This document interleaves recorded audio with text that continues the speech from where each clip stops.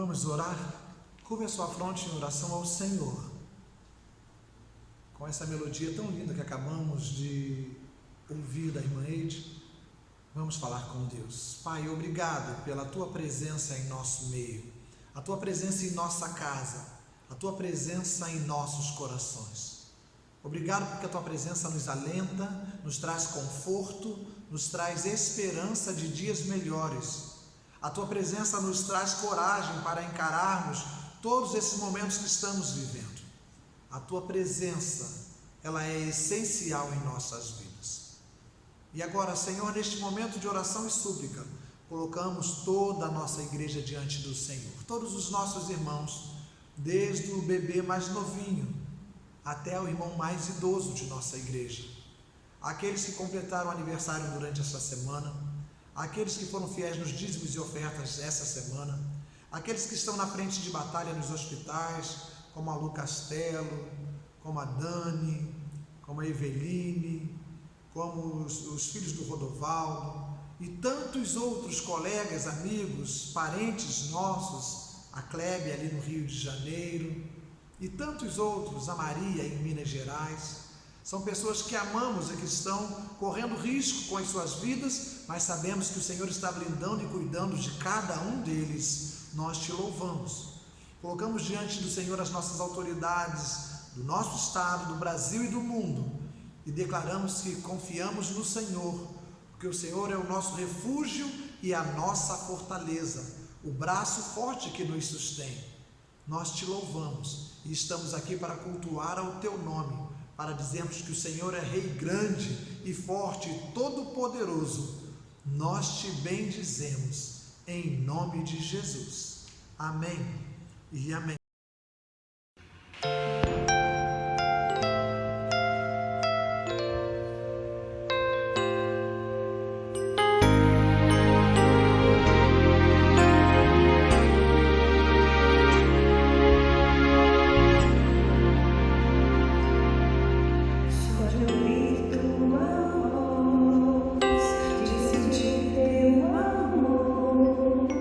Só de pronunciar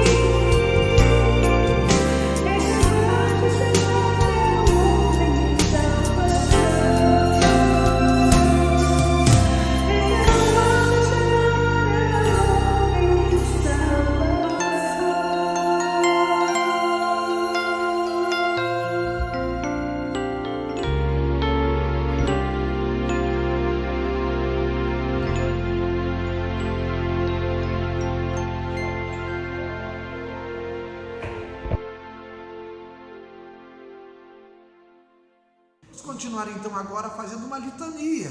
E essa litania nós faremos de forma responsiva entre mim e o pastor Vanedson, que vai estar lendo comigo. Ele será então nesse momento o dirigente e eu farei a parte da congregação. O texto da palavra de Deus que encontra-se no livro de 2 Samuel, isso mesmo. Nós vamos estar lendo, os irmãos estarão acompanhando alguns versículos de vários capítulos do livro de 2 Samuel, e nós vamos estar vendo o que Deus quer nos dizer também através desta litania. O pastor começa.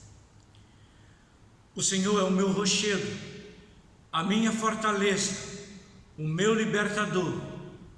É meu Deus, a minha rocha, nele confiarei.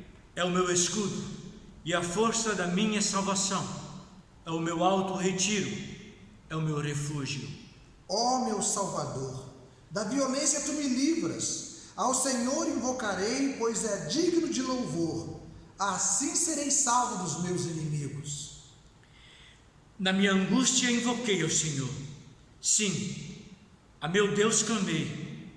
Do seu templo ouviu ele a minha voz, e o meu clamor chegou aos seus ouvidos. Então se abalou e tremeu a terra, os fundamentos dos céus se moveram.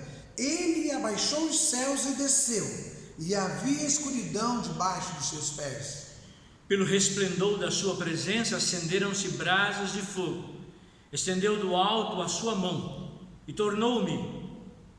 tirou-me das muitas águas, livrou-me do mal e do meu possante inimigo e daqueles que me odiavam, porque eram fortes demais para mim. Porém o Senhor se fez o meu esteio, conduziu-me para um lugar espaçoso, livrou-me porque tinha prazer em mim.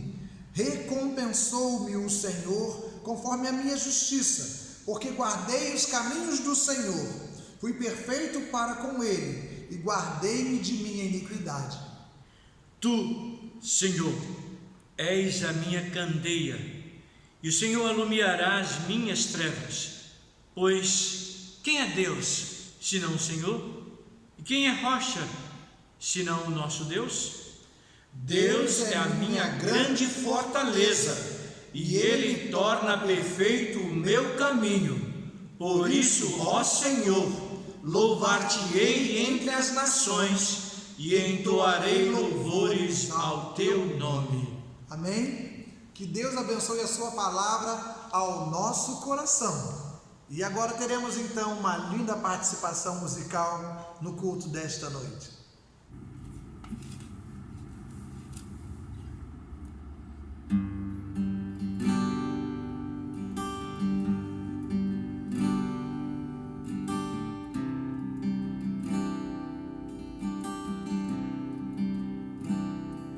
Se abalam, os povos se curvam, as bocas se abrem, as mãos se levantam para dizer que tu és o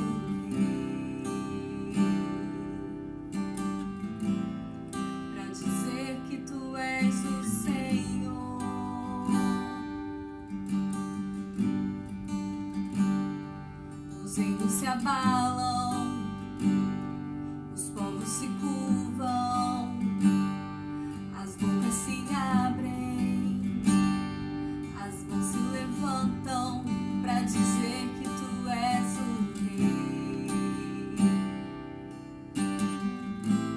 para dizer que tu és o Senhor. Teu reino é sempre eterno, firmado em misericórdia, justiça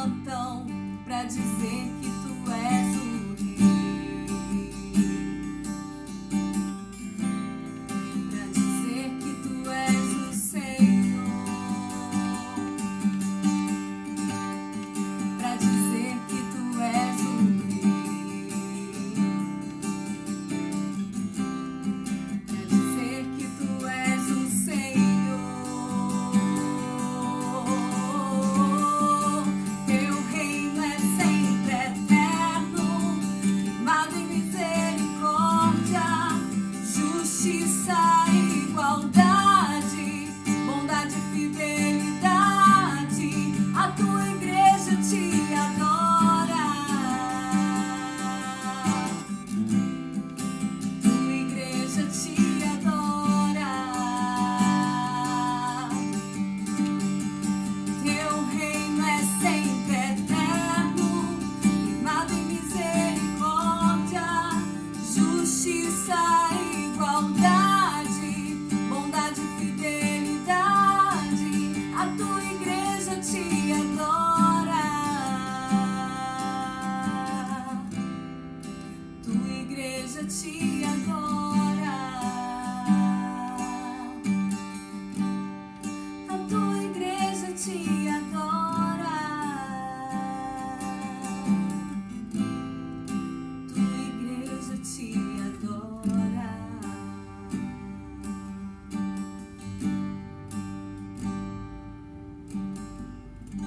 Amém.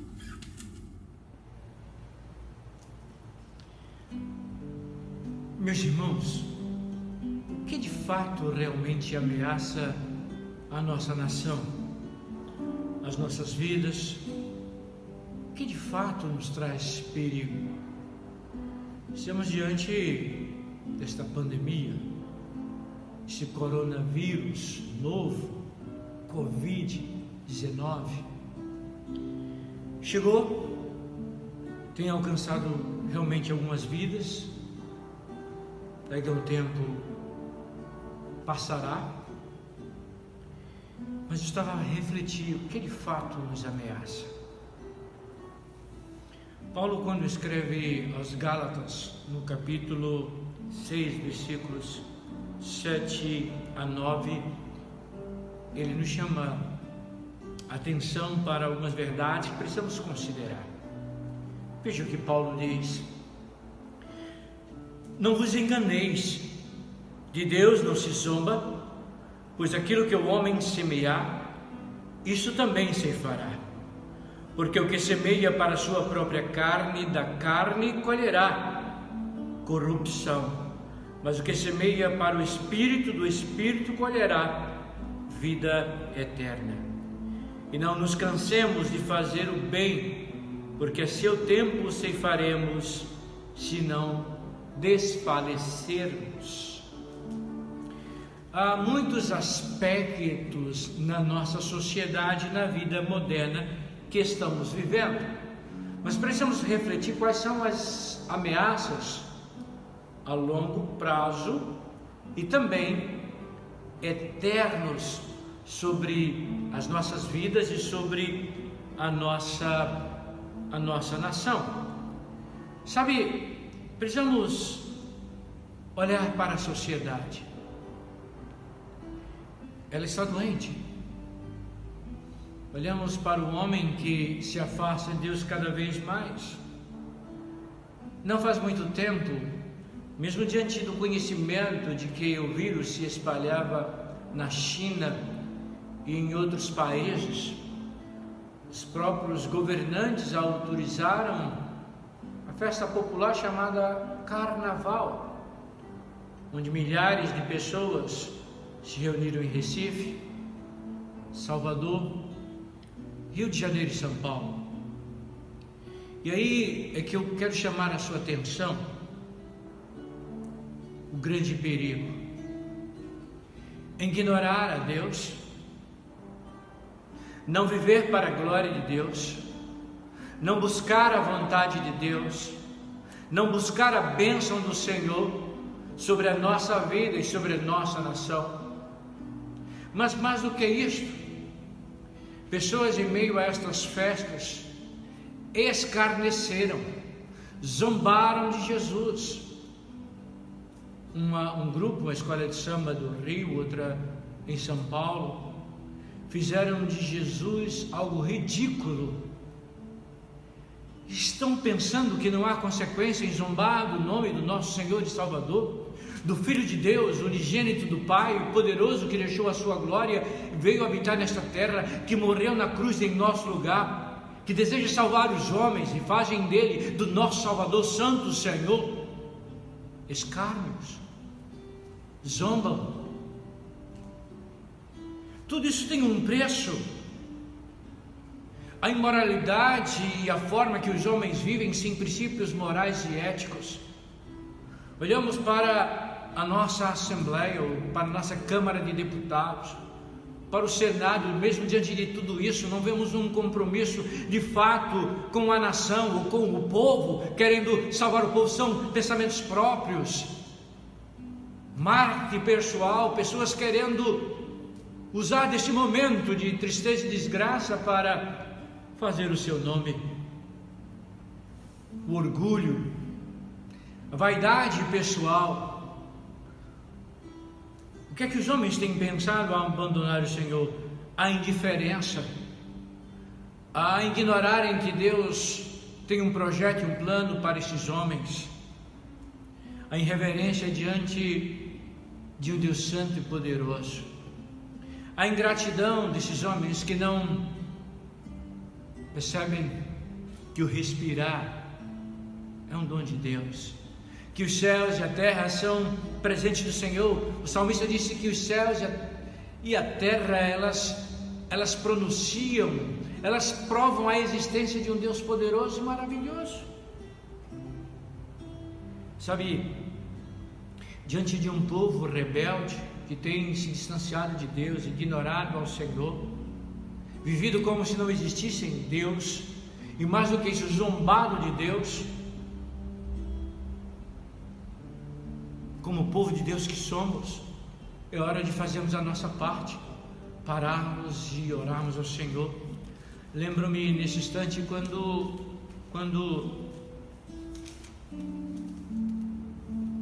Salomão oferece o templo ao Senhor, e então Deus faz uma aliança com Salomão, e no capítulo 7 do segundo livro de Crônicas, a partir do versículo de número 13, 14 e 15, nós lemos, diz o Senhor: se eu cerrar os céus de modo que não haja chuva, o Senhor ordenar aos gafanhotos que consumam a terra, ou se enviar a peste entre o meu povo, vejam bem, se eu encerrar os céus de modo que não haja chuva, ou se ordenar os gafanhotos que consumam a terra, ou enviar a peste entre o meu povo, se o meu povo, que se chama pelo meu nome, se humilhar e orar e buscar a minha face e se converter dos seus maus caminhos, então eu ouvirei dos céus, perdoarei os seus pecados e sararei a sua terra. Vamos parar por aqui. Sabe, queridos, Deus nos mostra o processo para que Ele venha e possa atuar e curar a nossa terra e a nossa nação. Eu e você, como povo de Deus, precisamos fazer a nossa parte, e eu vejo que a nossa parte é justamente aquela que Deus nos chama a atenção. Se esses homens estão sofrendo as consequências pela sua iniquidade e pelo pecado, quantos de nós estamos vendo a omissão da nossa espiritualidade? Deus chama o povo e diz assim: olha, se o meu povo, e esse povo somos nós, eu e você, o povo do Senhor nesses dias, se o meu povo, que se chama pelo meu nome, nós clamamos o nome do Senhor, nós adoramos ao Senhor, nós nos reunimos em nome do Senhor, nós somos esse povo, o povo de Deus. Deus disse: o meu povo, que se chama pelo meu nome. Quem é este povo? Este povo sou eu e você, nós somos o povo de Deus, e Deus está dizendo a mim e a você: se o meu povo, que se chama pelo meu nome.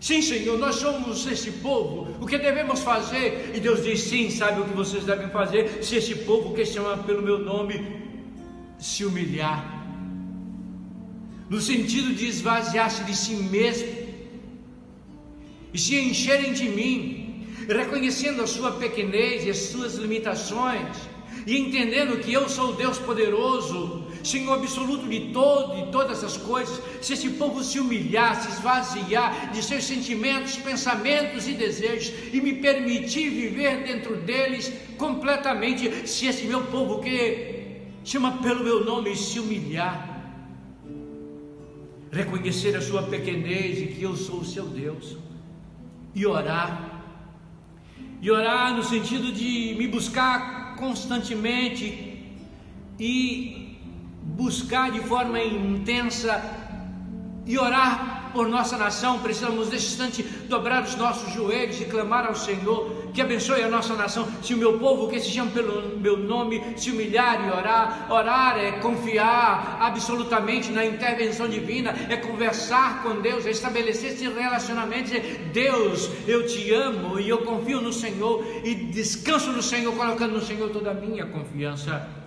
E se meu povo, que chama pelo meu nome, se humilhar e orar e buscar a minha face, isso é o meu desejo, a minha vontade, a minha presença, e se o povo for obediente a mim, e se esse povo também, nos diz o texto, buscar a minha face e se converter dos seus maus caminhos, abandonar os seus pecados, aquilo que tem entristecido e me magoado muito, diz o Senhor, abandonando sentimentos, desejos, paixões, vontades, tudo isso que sabem que não me agradam, me entristecem a mim. Deus está dizendo: se eles fizerem isso, então eu ouvirei dos céus, perdoarei os seus pecados e sararei a sua terra.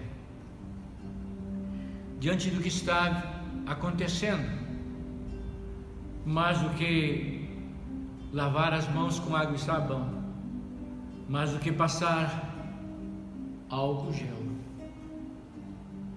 mais do que tomar banho constantemente, eu e você, como crentes, precisamos ouvir a voz de Deus, e Deus dizendo: este povo que é o meu povo, que se chama pelo meu nome, se humilhar. Precisamos nos humilhar, meus irmãos, e orar. Precisamos gastar tempo em oração e buscar a minha face, buscar a vontade do Senhor, clamar no nome do Senhor e dizer: Senhor, me abençoa, mostra-me a tua vontade. E se converter dos seus maus caminhos, precisamos abandonar tudo aquilo que tem entristecido a Deus. Se eu e você nós fizermos isto, a intervenção divina chegará, porque Deus promete e cumpre. Se assim fizermos, Ele diz: então eu ouvirei dos céus, perdoarei os seus pecados e sararei a sua terra. Que Deus nos abençoe, que Deus te abençoe, que Deus sare a nossa terra e faça do nosso coração um coração voltado para Ele. Que Deus nos abençoe.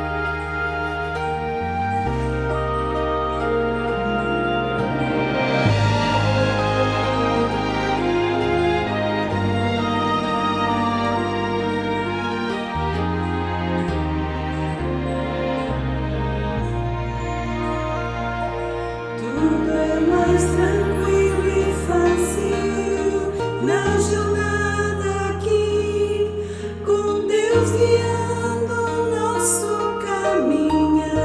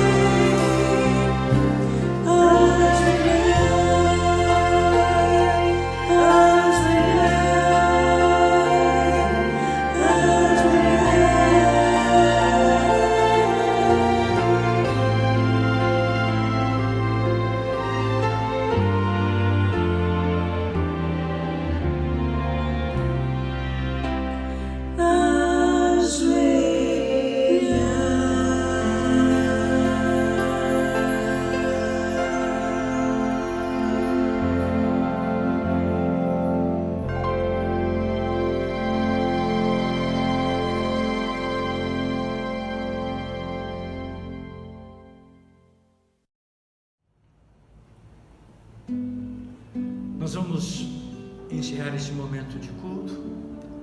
Deus abençoe você na sua casa, no seu trabalho, onde você estiver nesse instante. Deus seja com você, meu irmão. Deus te ama e Deus vai cuidar de você. Deus vai te proteger.